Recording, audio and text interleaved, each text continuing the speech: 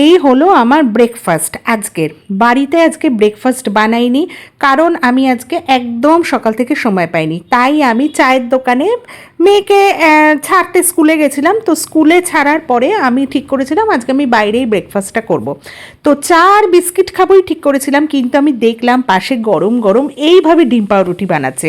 আর বাড়িতে যতই এরকমভাবে বানাই না কেন, কিন্তু বাইরের ওই চায়ের দোকানের ডিম পাউরুটিটা উফ জাস্ট অসম লাগে।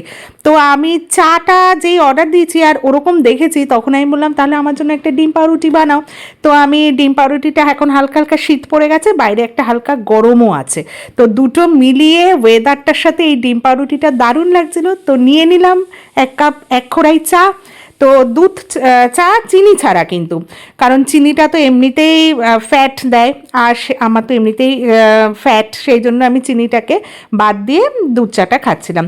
সত্যি অসাধারণ একটা কিন্তু ডিশ, খুবই সিম্পল, টাকাও একেবারেই কম, মাত্র 37 টাকার প্লেট, মানে ডিম পাউরুটি আর চা মিলিয়ে। কিন্তু আমার কিন্তু দারুণ ব্রেকফাস্টটা হলো। টাটা বন্ধুরা।